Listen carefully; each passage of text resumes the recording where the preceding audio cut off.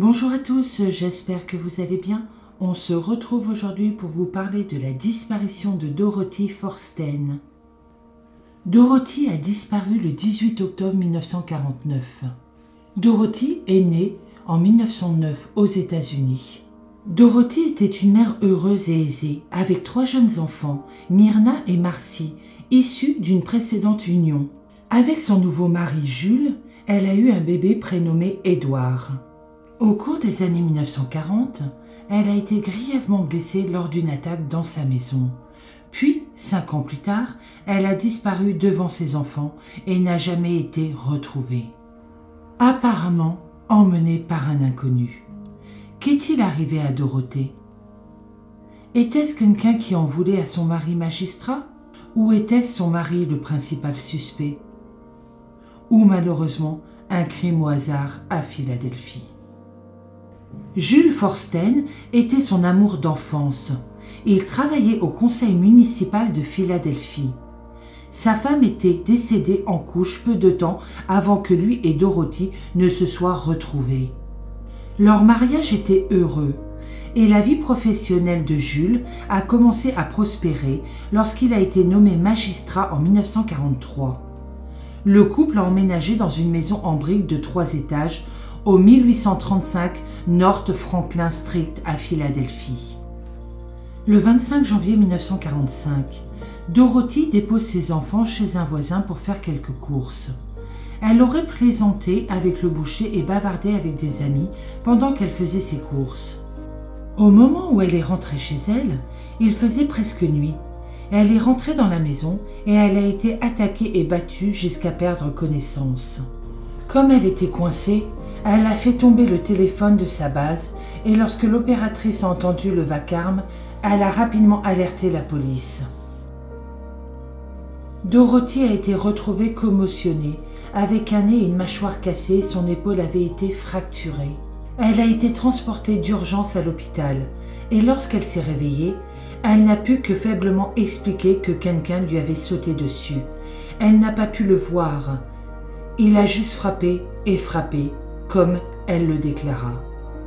Plus tard, son voisin l'a vue rentrer chez elle et a pensé que quelqu'un était avec elle ou marchait derrière elle, alors qu'elle se frayait un chemin à travers les ombres de la fin de soirée, jusqu'à sa porte d'entrée.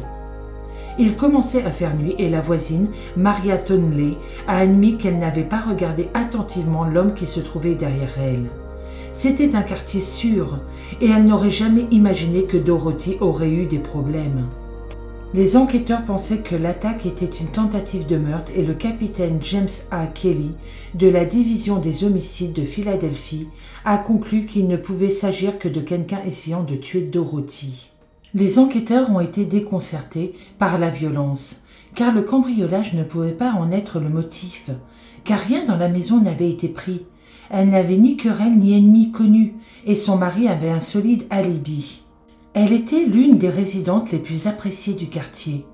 La théorie la plus répandue pour les enquêteurs de la police était que l'agresseur aurait pu être quelqu'un qui aurait comparu devant le tribunal de Van Forsten et avait agressé Dorothy pour se venger. Jules ne pouvait penser à personne qui aurait pu avoir suffisamment de rancune professionnelle contre lui pour attaquer sa femme. Toutes les pistes possibles ont fait l'objet d'une enquête, mais aucune arrestation n'a jamais été effectuée. Suite à l'attaque, Dorothy est devenue paranoïaque et constamment sur ses gardes de peur d'une nouvelle agression. Elle verrouillait ses portes et ses fenêtres et elle avait peur de s'aventurer dans le noir. 4 ans après l'agression, dans la nuit du 18 octobre 1949, Jules est absent de chez lui pour la soirée. Jules laissait rarement sa femme et ses enfants seuls, mais il assistait à un banquet politique. L'aîné des enfants, Myrna, 19 ans, rendait également visite à des amis. Alors que Jules quittait le bureau, il appela sa femme pour vérifier qu'elle allait bien, expliquant qu'il ne prévoyait pas de rentrer trop tard. Dorothy a répondu que tout allait bien à la maison et elle plaisantait avec lui pendant un moment, ressemblant finalement plus à elle-même. Juste avant de raccrocher, elle dit à son mari « Tu me manques, reviens vite » et elle raccrocha. Dorothy et les 2 plus jeunes enfants ont passé la soirée à la maison. Vers 21 h, Dorothy a téléphoné à un ami pour organiser une sortie shopping le lendemain. Et elle avait l'air normale lors de cet appel. Jules est rentré chez lui vers 23h30. Il trouva les jeunes Édouard et Marcy dans leur chambre en train de pleurer. « Maman est partie, maman est partie !» Alors qu'il était surpris qu'elle ait laissé les enfants seuls à la maison, Jules supposa que Dorothy était allée voir des amis ou des voisins. Il a téléphoné pendant plusieurs heures et personne ne l'avait vue. Finalement, il a rappelé le capitaine Kelly et le détective a rapidement commencé à inspecter les hôpitaux, les morgues et les hôtels de Philadelphie. La police a fait du porte-à-porte dans le quartier, mais personne n'avait rien vu ni entendu. Les agents ont fouillé la maison à la recherche de preuves, où ils ont découvert le sac à main et les clés de Dorothy. Rien ne manquait dans la maison, et la porte d'entrée était verrouillée lorsque Jules est revenu chez lui. Marcy, alors âgée de 9 ans, a été réveillée par un bruit, comme si quelqu'un était rentré dans la maison. Lorsqu'elle est sortie dans le couloir, elle a vu un homme monter les escaliers. Elle ne l'a pas reconnu. Elle déclara encore plus de choses aux enquêteurs. Sa mère était allongée face contre terre sur le sol de sa chambre, et elle a vu l'homme la soulever et partir. Marcy lui a demandé « Qu'est-ce que tu fais ?» Il a répondu « Rendors-toi petite, ta mère va bien ». Il tapota sur la tête de Marcy et sortit avec le corps inerte de Dorothy sur son épaule. Elle a dit à la police par la suite que son père était revenu à la maison peu de temps après. Elle continua à déclarer à la police que l'homme a porté sa maman en bas et il a fermé la porte derrière lui. Apeurée, c'est là qu'elle a réveillé son frère et ils ont attendu ensemble leur père qui est arrivé à la maison environ 15 minutes plus tard. La petite fille a dit au détective qu'elle n'avait jamais vu l'homme auparavant. La police était sceptique, car il n'y avait aucun signe d'entrée forcée et aucune preuve physique que quelqu'un d'autre avait été dans la propriété, y compris les empreintes digitales. Cependant, Marcy s'en est toujours tenue à son récit, et les psychiatres qui l'ont examinée étaient convaincus qu'elle disait la vérité. Les conséquences de la disparition de Dorothy. Malheureusement, Dorothy n'a jamais été revue. La police n'avait aucune piste et aucun suspect et des décennies plus tard, aucun indice n'a été découvert. Dans les années qui ont suivi l'enlèvement apparent de Dorothy, une théorie particulière est peut-être la plus sensée et concerne un vendeur de textiles de 29 ans, nommé Maurice Amut.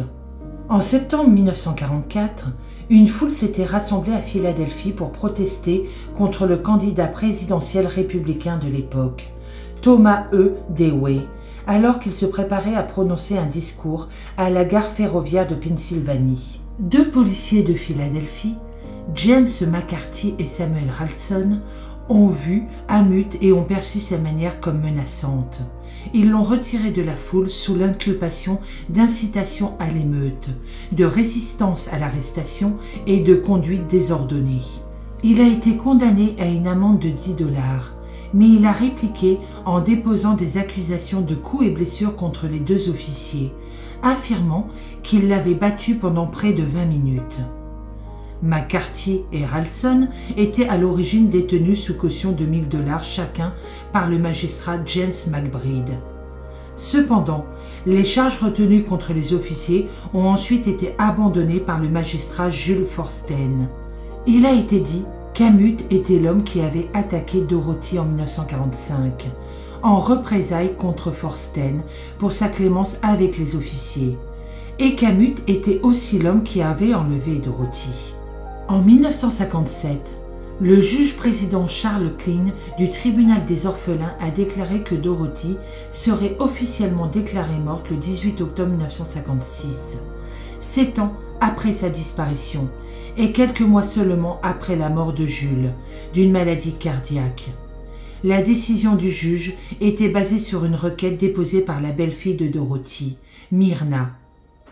Le capitaine David Roberts de la brigade des homicides de Philadelphie a convenu que tous les efforts de la police et des enquêteurs privés n'avaient pas permis de découvrir une trace de la jeune femme disparue. C'est la fin de cette vidéo, j'espère qu'un jour, même si malheureusement le temps passe, on saura vraiment ce qui est arrivé à Dorothy. Je vous souhaite une très bonne soirée. Je vous dis à bientôt dans une prochaine vidéo et surtout prenez soin de vous.